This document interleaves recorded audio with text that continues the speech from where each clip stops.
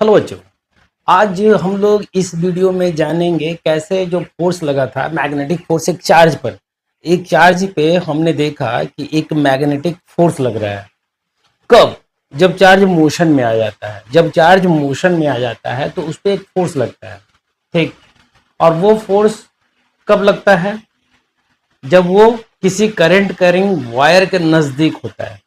ऑस्टर्ड ने यही एक्सपेरिमेंट करके बताया और एक नया कॉन्सेप्ट दिया।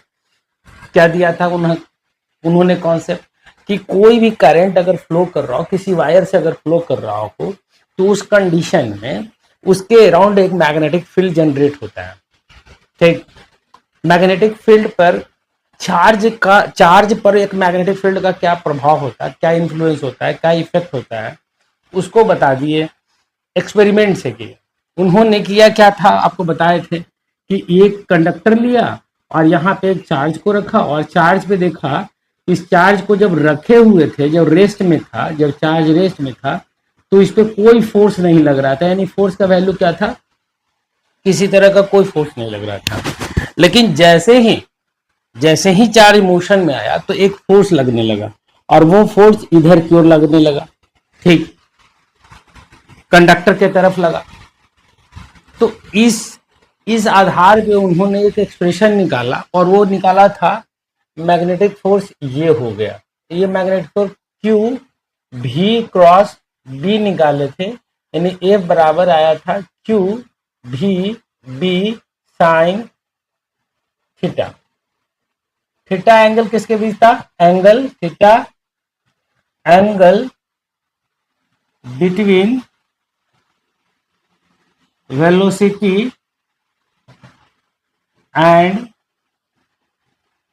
Magnetic field. मैग्नेटिक फील्ड और मैग्नेटिक फील्ड के बारे में हम ऑलरेडी चैप्टर 5 में बता चुके। ये 4 है, चैप्टर 5 में हम बता चुके हैं। 5 इसीलिए पहले बताया जाता है। हम जब पढ़ाते हैं ना अपने बच्चों को ऑफलाइन में, तो सबसे पहला जो चैप्टर होता है ना, इस चैप्टर को शुरुआत करने के पहले मैग्नेटिक एंड मैटर बता देते हैं। क्योंकि उसको पढ़ लेने के बाद उसको पता चलता है कि मैग्नेटिक फील्ड क्या होता है, मैग्नेटिक फोर्स क्या होता है, ये सारा कुछ पता चल जाता है। अब देखो यहाँ पे क्या कहानी है। ये हो गया, ये जो फोर्स लगा, ये Q v B sine theta, ये लगा। किस पे लगा? ये तो वो चार्ज पे ये लगा, इस चार्ज पे क्यू पे। और ये कब लगा? जब ये मूविंग में था। समझ में आई बात? जब मूविंग कंडीशन में था तब ये फोर्स लगा। जब रेस्ट में था तब फोर्स नहीं लग रहा था इस पे। ठीक है। अब डिफरेंट डिफरेंट केसेस ले लें। अगर हम केस लें, केस कहने का मतलब ये कि क्या क्या लें, तो देखो, तो यहां पे हम लेते हैं,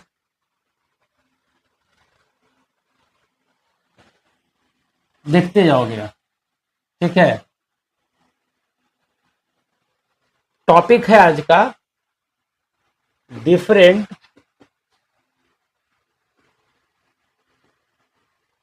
angle of projection of charge in magnetic field. ये हमारे पास डिफरेंट एंगल है चार्ज का। मैग्नेटिक फील्ड में फेंकेंगे तो उस कंडीशन में डिफरेंट डिफरेंट एंगल पर फेंकेंगे तो क्या होगा, तो ये कहा गया। अब जैसे कि फर्स्ट में केस 1 लेते हैं। केस 1, थीटा इक्वल टू 0 डिग्री। थीटा इक्वल टू 0 यानी मैग्नेटिक फील्ड के बीच में अगर मान लो कि मैग्नेटिक फील्ड इधर की ओर है, ऐसे जा रहा है। ठीक है। और चार्ज पार्टिकल को भी हम इधर की ओर ही फेंक दिए। चार्ज पार्टिकल को भी इधर ही फेंक दिए। ठीक। तो जब मैग्नेटिक फील्ड, ये मैग्नेटिक फील्ड का डायरेक्शन है और ये वेलोसिटी का डायरेक्शन है, क्यों चार्ज पार्टिकल को वेलोसिटी फेंक दिया, तो दोनों के बीच का एंगल कितना हो गया? 0। जब 0 हो गया एंगल, क्लियर है, 0 हो गया एंगल, तो उस कंडीशन में यहाँ पे इस पे फोर्स का वैल्यू क्या हो जाएगा? फोर्स क्या हो गया? क्यू भी बी साइन 0 बराबर 0 hence charge move in the magnetic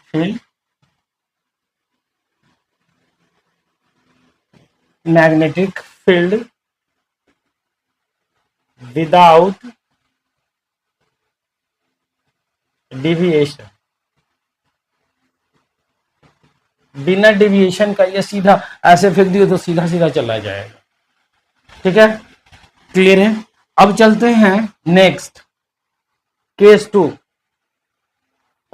theta equal to ले लेते हैं 90 डिग्री। ठीक है, केस टू में लिए हम 2-3 केस है, 4 केस है, देख लेते हैं सब पे बारी बारी से क्या क्या पॉसिबिलिटी है। अभी थीटा इक्वल टू 0 ले लिए, 90 डिग्री ले, मतलब कि अब यहां से जो फेंक रहे थे अब यहां से फेंकेंगे, यहां से फेंकेंगे, यहां से इस तरह ऐसे। जब ऊपर की ओर फेंके हम तो यहाँ पे क्यू चार्ज था, वेलोसिटी भी था, तो यहाँ पे देखो तो जैसे ही इन करेगा तो इसके और इसके बीच का एंगल कितना है, 90 डिग्री है। ठीक, अब जब 90 डिग्री है यहाँ पे तो हम अगर निकालें तो हम रूल निकालते हैं, अगर भी क्रॉस भी लेते हैं, हमको बोला गया था तो अगर यहाँ पे ले रहे हैं तो ये वेलोसिटी के डायरेक्शन में अपना हाथ रख दिए, मैग्नेटिक फील्ड अंदर की ओर है, मैग्नेटिक फील्ड किधर की ओर है, इधर से इधर। समझ लो ना कि ये जो तुम्हारे हाथ में जो ये निकल रहा है ये मैग्नेटिक फील्ड का डायरेक्शन है और ये चार्ज का डायरेक्शन है। ठीक है, ये चार्ज का करंट का डायरेक्शन है और ये किसका है डायरेक्शन, मैग्नेटिक फील्ड का है। तो कर्लिंग ऑफ 4 फिंगर, जो हम 4 फिंगर को कर्ल करेंगे ऐसे बोनेंगे तो ये जो बताएगा ना उस पर लगने वाले फोर्स के बारे में बताएगा।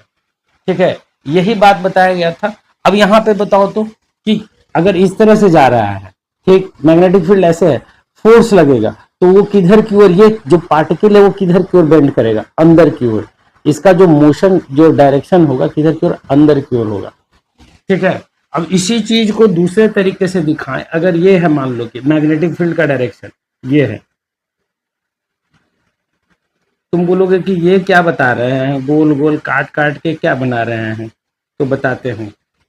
जैसे ये है मैग्नेटिक फील्ड अंदर की ओर है, ये है यूनिफॉर्म मैग्नेटिक फील्ड अंदर की ओर है। ठीक, अब मान लो कि हम एक चार्ज पार्टिकल को प्रोजेक्ट, ये जो मैग्नेटिक फील्ड है तो ये क्या बताता है, जो बताते हैं ये है। मान लो सामने से ये क्या दिख रहा है, आगे से एकदम ये एकदम आगे से पॉइंट दिख रहा है और पीछे से ये क्या दिख रहा है, कटकुट दिख रहा है, देख लो तो, है ना। अब यहाँ पे क्या हो रहा है, जब ये अंदर की ओर जा रहा है, मैग्नेटिक फील्ड अंदर की ओर जा रहा है, ठीक है।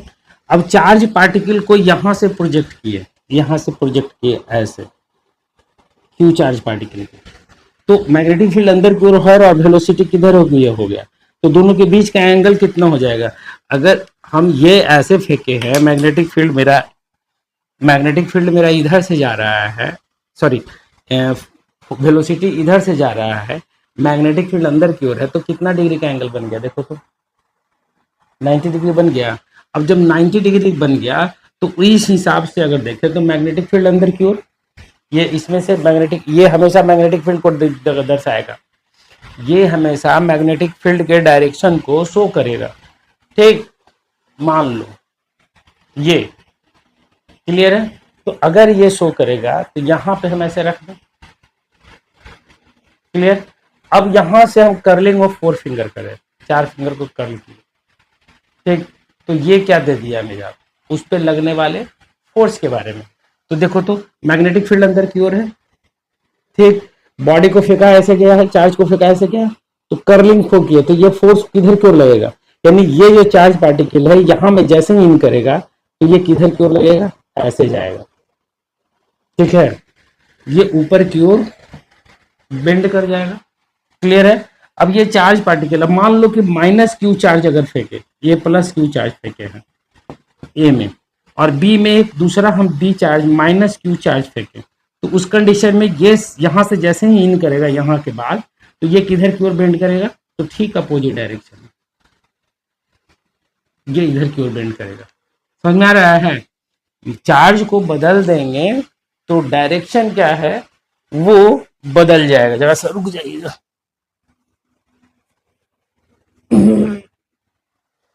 ठीक है, चार्ज को बदल देंगे तो डायरेक्शन क्या होगा, बदल जाएगा मेरा। ठीक, तो यहां पे देख रहे हो आप, ये किधर चला जाएगा, अंदर की ओर। अब मान लो कि मैग्नेटिक फील्ड हम चेंज कर देते हैं, मैग्नेटिक फील्ड का डायरेक्शन चेंज कर देते हैं। अब हम इसको कर देते हैं कैसा, बाहर निकलता हुआ। ठीक है, देख लेते हैं, बाहर निकलता हुआ, तो इस तरह से।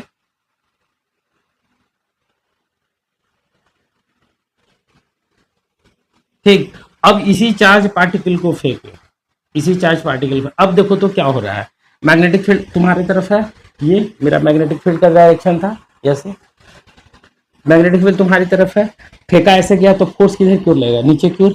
यानी कि ये जो चार्ज पार्टिकल जो हमने प्रोजेक्ट किया था, इसका डायरेक्शन किधर की ओर हो जाएगा, ए का डायरेक्शन किधर की ओर हो जाएगा, यहां से जैसे इन करेगा तो किधर की ओर, ऐसे।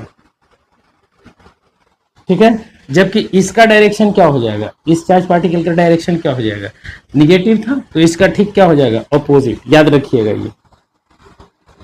ये ऐसे।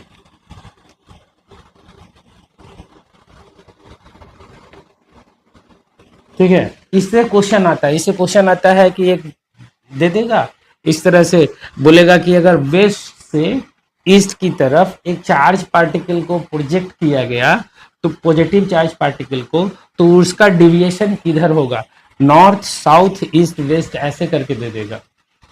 याद रखिएगा, इस तरह का क्वेश्चन पूछा गया है, बहुत बार पूछा गया है। क्वेश्चन को यहाँ से ना प्रोजेक्ट करके यहाँ से प्रोजेक्ट कर दिया जाएगा। जैसे इसी क्वेश्चन में हम बोले, मान लो इसी थ्योरी में कि ये जो पार्टिकल यह है, यहाँ से हम प्रोजेक्ट कर रहे हैं, यहाँ से प्रोजेक्ट किए, तो किधर है, किधर से प्रोजेक्ट किया है, नॉर्थ से टुवर्ड साउथ की ओर प्रोजेक्ट किया गया।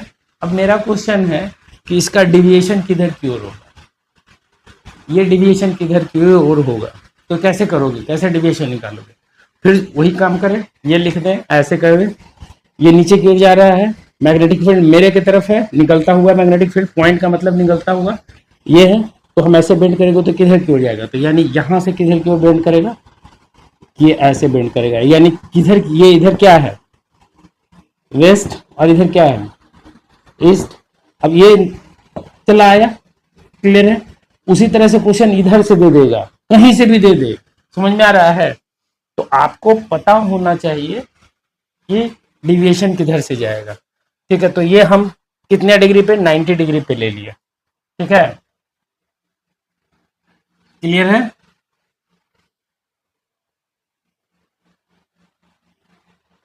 अब मान लो इसमें हम कोई चार्ज पार्टिकल को दोनों में देख लिए ना, ठीक है, दोनों में देख लिए, 90 डिग्री पे देख रहे हैं, तो क्या हो रहा है, सर्कुलर मोशन को अटेंड कर रहा है। इस पे अच्छा सा थ्योरी बताएंगे हम, सब कुछ बताएंगे, बढ़िया से काम किया जाएगा। अभी केसेस ले रहे हैं, केसेस 1 में देखिए, क्या 1 में देखिए 0 डिग्री था, सीधे सीधे चला गया, 90 डिग्री में लिए। अब 90 डिग्री की कहानी क्या रही उसकी बात कर लेते हैं। ठीक,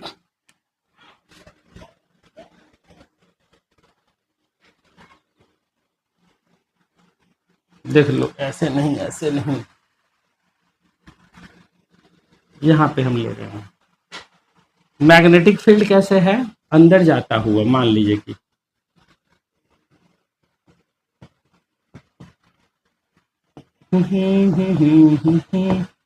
magnetic field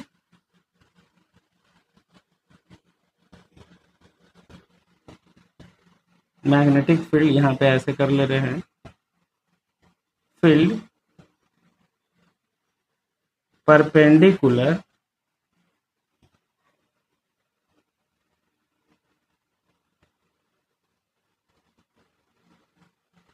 to plane away from reader, reader से दूर जाता हुआ, मेरे से दूर जाता हुआ है। एक पार्टिकल को प्रोजेक्ट किए यहां से, क्यू पार्टिकल को भी वेलोसिटी से प्रोजेक्ट किए, तो वेलोसिटी अगर v है तो याद रखिएगा ये जो चार्ज पे, अगर कोई चार्ज मोशन में है और मोशन में चार्ज के मोशन में आने के कारण उस पे जो मैग्नेटिक फोर्स लगेगा, ध्यान में रखना एक बात, वो कभी भी एक्सलरेशन उत्पन्न, उसकी स्पीड को चेंज नहीं करेगा, उसकी स्पीड कांस्टेंट रहने की, वेलोसिटी का मैग्नीट्यूड रहेगा वो क्या रहेगा, कांस्टेंट रहेगा, वो नहीं बदलने वाला। समझ में आ रहा है? यानी कि 40 मीटर पर सेकंड के स्पीड से भेजे हो तो 40 मीटर पर सेकंड के स्पीड से होगा, लेकिन सर्कुलेट करने लगेगा। अब देखो तो यहाँ पे हम भेजे, अब ये क्या किया, यहाँ से जैसे ही मूव किया तो ये इस तरह से चलना शुरू कर दिया। ठीक है, अब ये एक सर्कुलर मोशन अटेंड कर लिया, या हमेशा इसके वेलोसिटी के परपेंडिकुलर लग रहा है फोर्स, ये फोर्स मैग्नेटिक फोर्स। जब यहाँ पे पार्टिकल है तो इस कंडीशन में इधर जा रहा है तो फोर्स किधर की ओर लग रहा है, अंदर की ओर, ये है। फिर यहाँ पे जैसे पार्टिकल इधर की ओर गया, देख लो इधर की ओर गया तो फोर्स किधर की ओर लगेगा, अंदर की ओर, सेंटर की तरफ लग रहा है। ये क्यू है, v वेलोसिटी है, तो हम यहाँ पे लिख रहे हैं इसी में जो 90 डिग्री वाला था उसमें हम लिख रहे हैं कि when angle between velocity and magnetic field is 90 degree, then the charge particle of mass m attend circular motion, ये सर्कुलर मोशन अटेंड कर लेगा। ठीक है, ये इस तरह का कर्व मोशन। अब बताओ कर्व मोशन अंदर की ओर जो तो एफ लग रहा है, बाहर की ओर क्या लगेगा, M v square upon are. ये इसको कहते हैं सेंट्रीफ्यूगल फोर्स। क्या नाम देते हैं, तो हम यहाँ पे लिख ले रहे हैं attend circular motion, then the particle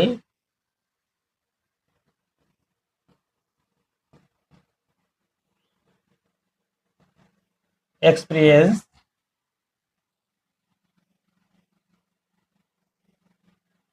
an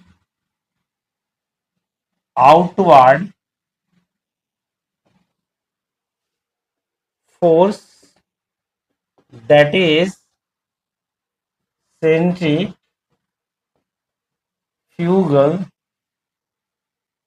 force.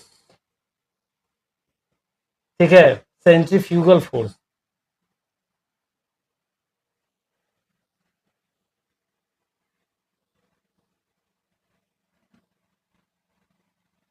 Centrifugal force वो क्या होगा, उसका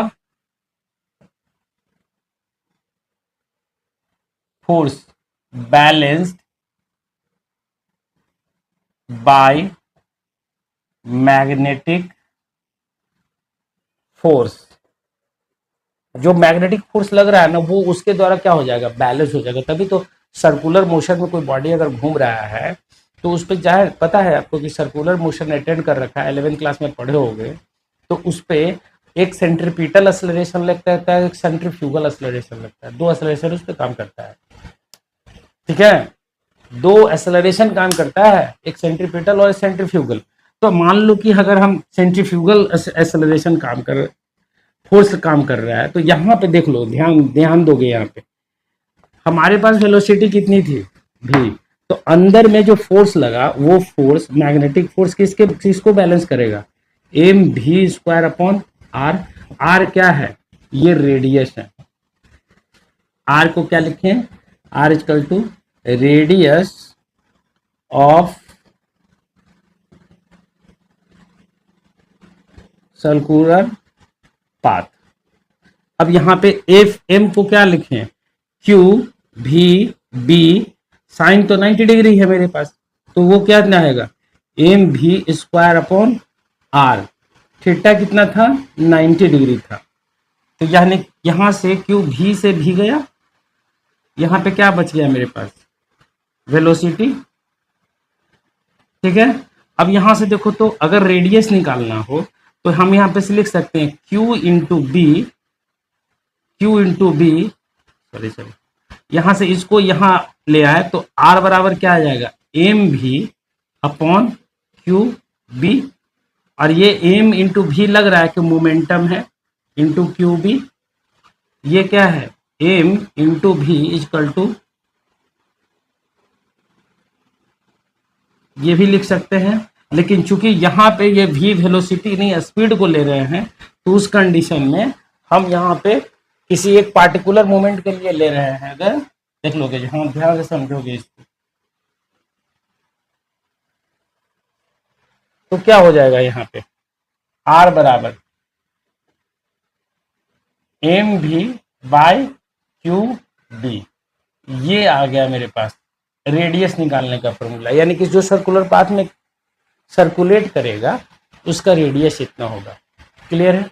अब चलते हैं कि जब रेडियस इतना होगा तो अगर रेवोल्यूशन कर रहा है तो एक रेवोल्यूशन में कुछ ना कुछ समय लगा रहा होगा, कुछ ना कुछ टाइम होगा, फ्रीक्वेंसी होगा, कुछ ना कुछ तो होगा ना। तो हम उसकी बात कर लेते हैं। ये हो गया नीड। हमको पता है कि as we know that V is equal to r into omega होता है। आर का ओमेगा क्या होता है, एंगुलर वेलोसिटी। ओमेगा बराबर होता है theta at the T, centre पे जितना एंगल बनना वो और थीटा। ठीक है। अब देखो यहां से कैसे निकलता है एक दूसरे से, देखो तो कि थीटा अगर 2 पाई हो, यहाँ पे omega is equal to theta, एक रेवोल्यूशन में जो समय लगेगा उसको क्या कहेंगे हम लोग, टाइम पीरियड। तो ओमेगा बराबर क्या आ जाएगा, यहाँ से 2 pi by t, omega is equal to. तो यहाँ से अगर हम भी लेके ला आर ओमेगा, तो आर इंटू ओमेगा के जगह पे क्या लिखे हम, 2 पाई बाई टी। ठीक। टी जो है टाइम पीरियड है, टाइम पीरियड कहने का मतलब है time taken to complete one revolution, it is called time period. ठीक है, समझ में आ रहा है। जब एक एक देखो सिंपल सा लॉजिक है यहाँ पे, देखो फिर से हम समझा दे रहे हैं। हमने एक चार्ज पार्टिकल को प्रोजेक्ट किया मैग्नेटिक फील्ड में, जैसे ही चार्ज पार्टिकल मैग्नेटिक फील्ड में गया तो उस पे हमेशा हमेशा हमेशा उस पे जो मैग्नेटिक फोर्स लगेगा ना, उसके वेलोसिटी पर परपेंडिकुलर होगा। तो वेलोसिटी अगर यहाँ पे लेते हैं या यहाँ लेते हैं तो हर जगह देखो तो यहाँ पे वेलोसिटी ले तो परपेंडिकुलर है एफ, यहाँ पे ले लिए, यानी हर जगह पे हमेशा ये रहेगा, परपेंडिकुलर होगा। अब किसी भी सर्कल के सर्कमफेरेंस पे परपेंडिकुलर जो डालते हैं वो हमेशा सेंटर से होता हुआ जाता है। अब यहाँ पे देखो तो इस चार्ज पार्टिकल को, ये जो क्यू चार्ज था मेरा, उसको हम क्या किए, मैग्नेटिक फील्ड में प्रोजेक्ट किए, उस पर फोर्स लगने लगा। जैसे फोर्स लगने का परपेंडिकुलर, तो ये सर्कुलर पाथ अटेंड कर लिया। अब जब सर्कुलर पाथ अटेंड कर लिया है तो उसका कुछ ना कुछ तो रेडियस होगा। ठीक, तो रेडियस निकालना था मुझे। अब रेडियस निकालना था तो रेडियस यहां से हम कैलकुलेट करके निकाल लें, आर बराबर एम भी बटा में क्यू भी। अब लग रहा है कि रेडियस किस पे डिपेंड करेगा, रेडियस किस पे डिपेंड करेगा, तो पहला करेगा किस पे, आपको हम पहले ही बता चुके थे, पहला करेगा किस पे, क्यू पे। अगर चार्ज क्यू जो है बहुत बड़ा होगा तो रेडियस छोटा होगा। पहले भी बता चुके हैं पिछले वीडियो में भी कि चार्ज को बढ़ा रहे थे तो उस पर फोर्स का वैल्यू क्या हो रहा था, बढ़ जा रहा था। जब फोर्स का वैल्यू बढ़ेगा, अगर मान लो कि फोर्स का वैल्यू बढ़ाओगे तो जल्दी से ना घूमना शुरू कर देगा, तो सर्कल छोटा ना हो जाएगा। समझ में आ रहा है कि नहीं आ रहा है। हम जब अगर मान लो सिंपल सा है लॉजिक लेते हैं, यहां से एक करंट गया हुआ है, एक चार्ज पार्टिकल को प्रोजेक्ट किए, तो बहुत छोटा सा चार्ज था, तो हम बताए थे कि छोटा चार्ज को प्रोजेक्ट किया गया तो बहुत दूर जाकर के ऐसे और तो धीरे धीरे मुड़ा, लेकिन जैसे ही चार्ज की वैल्यू को बढ़ा दिए तो वो तुरंत मिल गया। समझ में आ रहा है, यानी कि चार्ज और रेडियस का रिलेशन निकल गया। यहां से अगर रिलेशन निकाले तो हम लिख सकते हैं रेडियस इनवर्सली प्रोपोर्शनल किसके है, चार्ज के, इन्वर्सली प्रोपोर्शनल किसके है? Magnetic field directly inversely proportional किसके है? मैग्नेटिक फील्ड के। मैग्नेटिक फील्ड भी बढ़ाओगे तो रेडियस क्या होगा? छोटा होगा। जबकि डायरेक्टली प्रोपोर्शनल किसके है? मास के। और डायरेक्टली प्रोपोर्शनल किसके है? रेडियस डायरेक्टली प्रोपोर्शनल किसके है? वेलोसिटी। ठीक है, ये सारा ये देखो, ये सब छोटा छोटा जो चीज है ना, इससे तुमसे डायरेक्ट क्वेश्चन नहीं, ऑब्जेक्टिव क्वेश्चन पूछेगा। ठीक, अगर एक चार्ज पार्टिकल का वेलोसिटी बढ़ाते जाएंगे तो सर्कुलर मोशन में जो करेगा उसका रेडियस पे क्या इफेक्ट करेगा? तो वही बढ़ेगा। अगर तुमसे पूछेगा कि एक चार्ज पार्टिकल के मास को बढ़ा रहे हैं, चार्ज को जो कहते हैं वो रखे हैं, ठीक, मास को बढ़ा रहे हैं, तो रेडियस भी बढ़ते जाएगा। तुम तेज फेंकोगे तो ज्यादा से ज्यादा दूर में जाएगा। दूसरा में कहा गया कि मैग्नेटिक फील्ड को बढ़ाएंगे तो रेडियस क्या होगा? छोटा होगा। इन्वर्सली प्रोपोर्शनल है, और यहाँ पे भी इन्वर्सली प्रोपोर्शनल है। तो ये रिलेशन को है ना ध्यान में रखना है बस, रेडियस के साथ है रिलेशन। अब जब रेडियस निकालनी है तो अब हम निकालने की भी इक्वल टू आर ओमेगा होता है सर्कुलर मोशन से, भी बराबर आर ओमेगा 2 पाई/टी हो गया। अब हमको पता है कि टाइम टी है, ये इसको इसको एक और नाम दिया गया, एंगुलर फ्रीक्वेंसी भी कहा जाता है, याद रखिएगा। और इसको फिर यहाँ पे ये एंगुलर फ्रीक्वेंसी भी है, यानी कि नंबर ऑफ रोटेशन पर सेकेंड, थीटा/टी। अब यहाँ पे देखो, तो यहाँ पे अगर पुट करते हैं क्लियर से तो हमारे पास क्या आ जाएगा?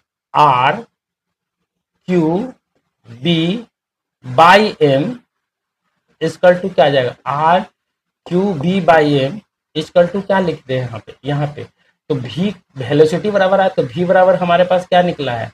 Are into omega. ये समझ में आया? यहां से ये इसको कर लिया एक साथ, तो क्यू बी आर और बटा में एम, और ये किसके बराबर हो गया? भी के बराबर, और भी किसके बराबर है? R into omega. तो आर इंटू ओमेगा कर दी, आर से आर गया। अब ओमेगा बराबर क्या हो गया? क्यू बी बटा एम। देखो तो एंगुलर फ्रीक्वेंसी ज्यादा जल्दी जल्दी रोटेट करेगा जब छोटा सर्किल होगा, यानी कि तुम चार्ज को बढ़ाओगे तो एंगुलर फ्रीक्वेंसी क्या होगा? बढ़ेगा, जल्दी जल्दी चार्ज करेगा। मैग्नेटिक फील्ड को अगर बढ़ाओगे तो भी छोटा सर्किल होगा तो ज्यादा जल्दी जल्दी चार्ज करेगा, जबकि मास का क्या होगा? और ठीक है, अब यहां से हम निकले 2 पाई/टी कर दे, अगर एंगुलर वेलोसिटी, ये भी एक फॉर्मूला निकल के आ गया, एंगुलर फ्रीक्वेंसी निकालेगा। अब अगर यहाँ पे 2 पाई/टी कर दे तो टी क्यू क्यू क्या आएगा? Q B upon m. यहां से अगर निकालें, यहां से अगर निकालें टाइम पीरियड ये, तो क्या निकल के आ जाएगा? टाइम पीरियड बराबर टाइम पीरियड 2 पाई/एम बटा क्यू बी, ये आ गया टाइम पीरियड। ठीक है, इन सब का रिलेशन जो है, कैसे क्यों कौन क्या कहलाता है, सब कुछ हम लोग समझेंगे। एक एक चीज को अभी फिलहाल इसको समझ लें कि 90 डिग्री से प्रोजेक्ट किया गया तब क्या होगा और क्या क्या होने की संभावना है। ठीक है, ये आ गया नहीं मेरे पास, यानी टाइम पीरियड भी निकल गया। अब देखो यहां से हटाते हैं इसको,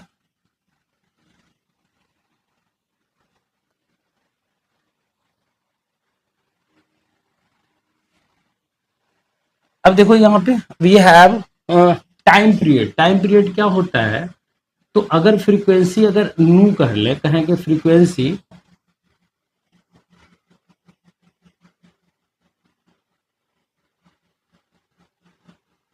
नू है, फ्रीक्वेंसी नू hz मीन्स नू number of revolution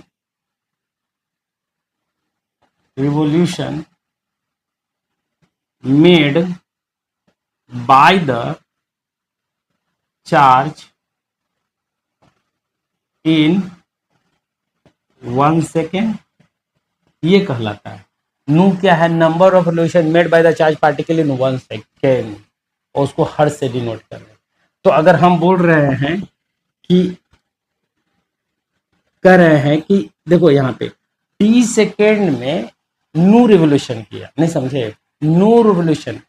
हमारे पास कहा गया number of revolution made by charge particle in 1 second में कितना करता है, ठीक है, 1 सेकेंड में कितना करता है, क्लियर है। तो 1 सेकेंड में हमारे पास देखो यहाँ पे 1 सेकेंड में कितना नू करता है, ठीक। तो हम ये निकाल सकते हैं कि एक रिवोल्यूशन करने में कितना समय लगा होगा, नहीं समझे। अगर हम लिखें कि new revolution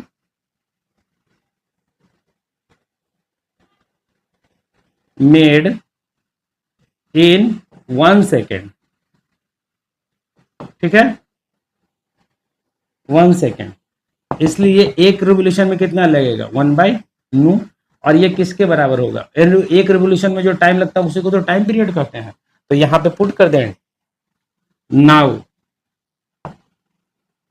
T equal to, तो यहाँ पे टी इक्वल टू लिखे 1/नू, तो क्यू बी बाय बराबर क्या हो जाएगा क्यू बी, देख ध्यान से समझना, यहाँ पे टाइम की जगह पे क्या लिखो 1/नू, तो 1/नू लिख लिए इक्वल टू 2πm बटा क्यू बी। लग रहा है यहाँ से मैग्नेटिक फील्ड बी बराबर अगर नहीं है, क्यू बी बराबर क्या निकल के आएगा, या फ्रीक्वेंसी बराबर क्या निकल के आ गया, तो फ्रीक्वेंसी बराबर आ जाएगा क्यू बी बाई 2πm, ये आ गया frequency, Q B by 2πm, ये आ गया मेरे पास फ्रीक्वेंसी का फॉर्मूला। तो यहाँ पे हम क्या देखें, यहाँ पे देखें कि अगर कोई चार्ज पार्टिकल को प्रोजेक्ट किया जाता है तो वो ऑसिलेट करता है, वाइब्रेशन शुरू कर देता है, एक तरह का फ्रीक्वेंसी जनरेट करना शुरू कर देता है, एंगुलर मैग्नेटिक फील्ड तो जनरेट कर ही रहा है ना।